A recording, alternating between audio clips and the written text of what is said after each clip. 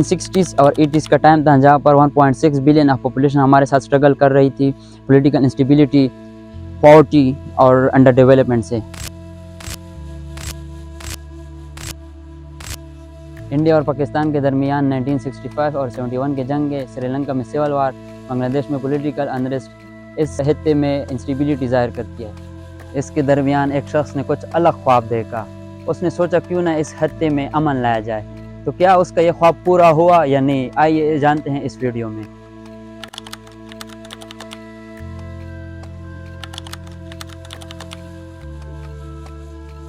अस्सलाम वालेकुम एवरीवन। आज का जो हमारा टॉपिक है वो सार्क के बारे में, South Asian Association for Regional cooperation.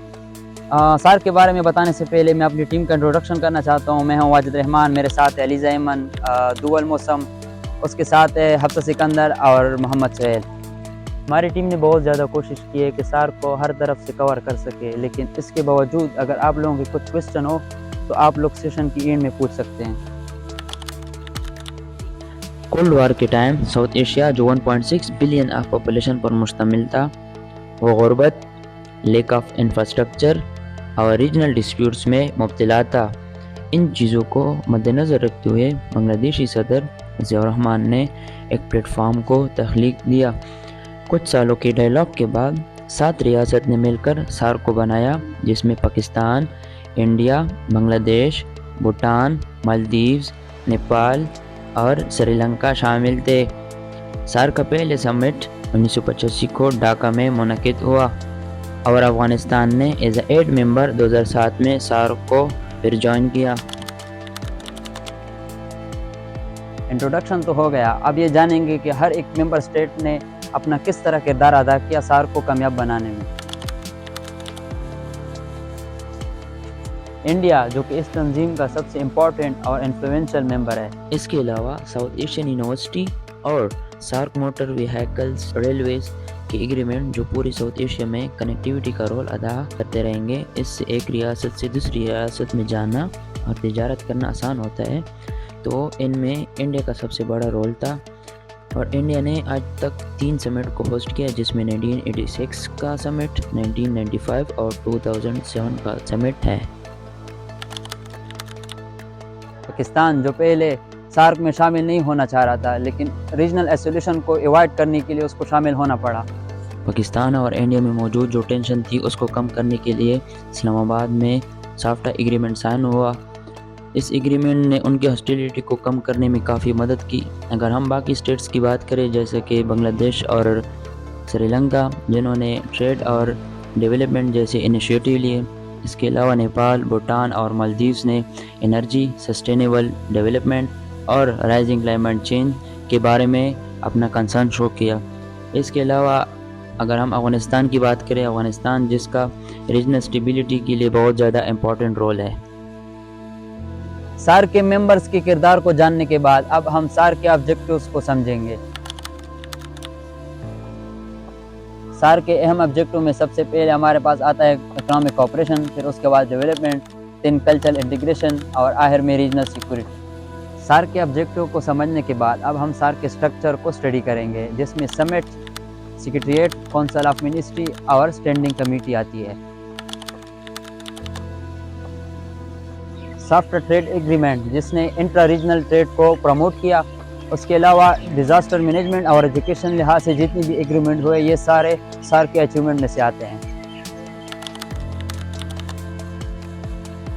इसके साथ साथ सार्क को कुछ चैलेंजेस का भी सामना करना पड़ा, जिसमें सबसे बड़ा चैलेंज जो था वो पाकिस्तान और इंडिया की राइवलरी थी। इन दोनों की आपस में डिस्प्यूट की वजह से ज़्यादातर कंसेंसस ब्लॉक हो जाते हैं, जिसके कंसिक्वेंसेस सार्क को भुगतने पड़ते हैं। उसके साथ साथ इकोनॉमिक डिस्पैरिटी और लेक ऑफ इंटरेस्ट जैसे चैलेंजेस ने भी सार्क की फ्यूचर को खतरे में डाल दिया। इसके अलावा एक और चैलेंज जो है वो है इनएक्टिव एग्रीमेंट। ज़्यादातर सार्क के इनिशिएटिव्स पेपर पर ही रह जाते हैं, इनको अमली जमा नहीं पहनाया जाता, जो कि सार्क की कामयाबी में सबसे बड़ी रुकावट है। आखिर में एक और चैलेंज ये भी है कि अफगानिस्तान, मालदीव जैसे छोटे मेंबर स्टेट्स ओवरशैडो फील करते हैं इंडिया जैसी डोमिनेंट स्टेट की वजह से। सार्क के ऑब्जर्वर स्टेट्स में चाइना, यूएसए, यूरोपियन यूनियन और जापान शामिल है।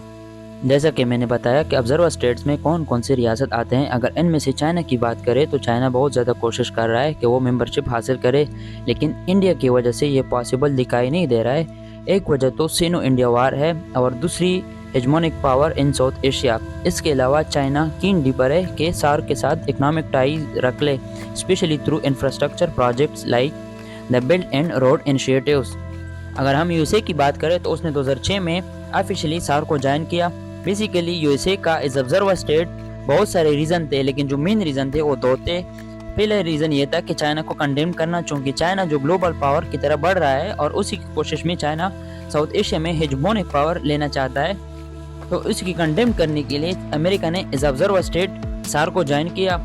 सार्क को ज्वाइन करने का दूसरा रीज़न जो था वो 9/11 के अटैक के बाद साउथ एशिया में जो टेररिस्ट एक्टिविटी वो बहुत ज़्यादा बढ़ने लगी, तो उसी की रोकथाम के लिए अमेरिका ने सार्क को एज ऑब्जर्वर ज्वाइन किया। तो ये थे ऑब्जर्वर स्टेट्स के इम्पॉर्टेंट कुछ रोल्स। अनफॉर्चुनेटली सार्क नाकाम हुआ। Political conflict is one of the most important reason in the failure of SAARC, especially Pakistan और इंडिया की rivalry। इंडिया और पाकिस्तान के लगातार rivalries की वजह से SAARC में प्रोग्रेस बहुत ज़्यादा स्लो हो गई, जो कि सबसे बड़ा सबब बना SAARC की फेल्योर का। 2016 में मुंबई अटैक के बाद ये एलिगेशन लगाई गई इंडिया की जानिब से कि Pakistani terrorist were involve in this attack, और इसका एक बुरा नतीजा ये निकला कि 2016 में होने वाला समिट जो इस्लामाबाद में होने वाला था वो कैंसिल कर दिया गया इंडिया की जानिब से। इनमें नोट करने वाली बात यह है कि 2014 के समिट के बाद स्टिल येट इन 2024 एक भी समिट नहीं हुआ, हालांकि हर 2 साल में करना चाहिए, तो ये साबित कर रहा है सार्क की फेल्योर का।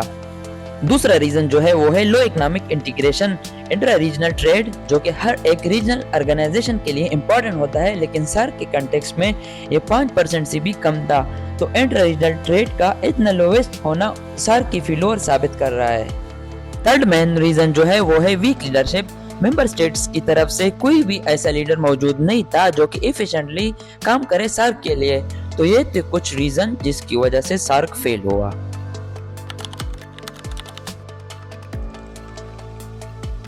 इतने सारे चैलेंजेस और फेल्योर का सामना करने के बाद सार्क को ऐसा क्या करना चाहिए जिससे वो इन फ्यूचर सक्सेसफुल ऑर्गेनाइजेशन बन सके, यानी कि what is our recommendation for SAARC.